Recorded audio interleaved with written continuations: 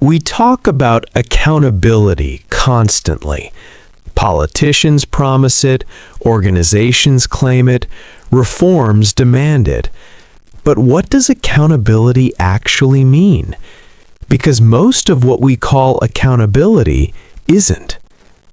Apologies without change, we're sorry for what happened. We take full responsibility. Then nothing changes. Same people in charge, same systems, same incentives. This is performance, not accountability.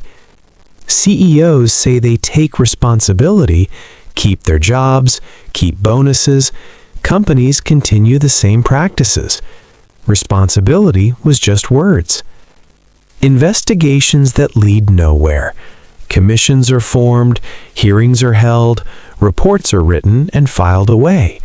Nothing changes. After financial crises, there are detailed investigations, minimal prosecutions. Executives keep their wealth, systems remain largely unchanged. This is process theater, not accountability. Symbolic resignations happen when mid-level people take the fall for systemic failures. Leadership stays. Policies remain. Junior officials resign while those who designed the system remain untouched.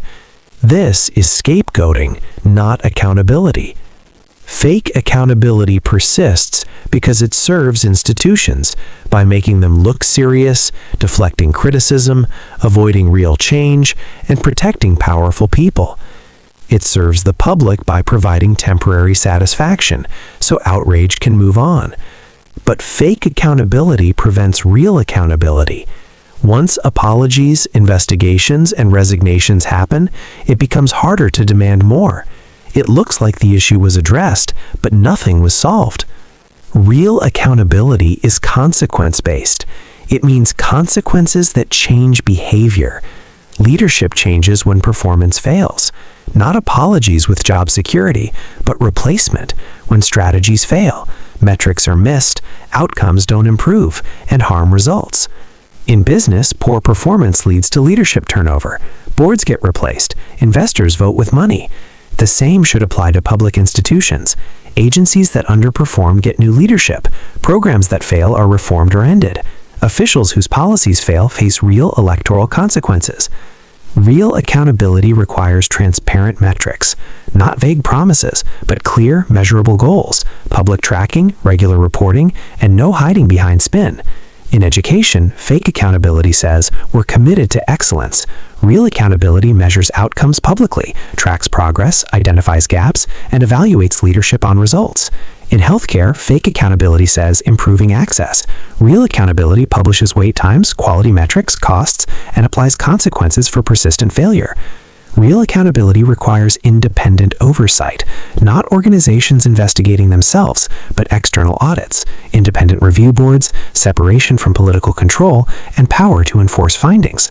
In policing, fake accountability is internal affairs investigating their own. Real accountability is independent civilian review, external investigators, transparent findings, and binding consequences. In financial regulation, fake accountability is industry-friendly oversight. Real accountability has independent regulators, enforcement authority, meaningful penalties, and no revolving door. Real accountability also means admission and correction, not denial and deflection, but acknowledging failure, explaining what went wrong, showing what is changing, and demonstrating learning. People respect honesty and learning, not pretending nothing happened. Accountability matters because it changes incentives. Without it, decisions are made to look good short-term, with no consequences for long-term failure. Blame can be shifted and people move on before results are clear. Politicians promise what they can't deliver, get elected, and face no consequences later. With accountability, decisions must actually work. Results matter. Failures follow people, and reputations are tied to outcomes. This rebuilds trust.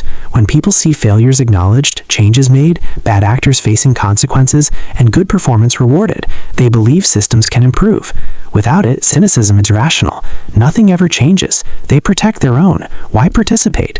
Accountability requires political will, institutional design, public engagement, and a functioning media. Leaders must accept consequences, institutions must change, oversight must be independent, metrics transparent, whistleblowers protected, citizens informed, pressure sustained, and journalism must investigate, follow up, and track outcomes. All of this has weakened, which is why accountability feels rare. We use the word constantly, but most of what we call accountability is apologies without change, investigations without consequences, and symbolic gestures without reform. Real accountability means leadership changes when performance fails. Metrics are transparent and binding. Oversight is independent. Mistakes are admitted and corrected. It is uncomfortable, creates real consequences, requires admitting failure. That's why it works and why it's rare. If we want trustworthy institutions, we need real accountability. Everything else is just performance. If this changed how you think about accountability, share it. Subscribe for analysis that cuts through performance to what actually matters. Thanks for watching.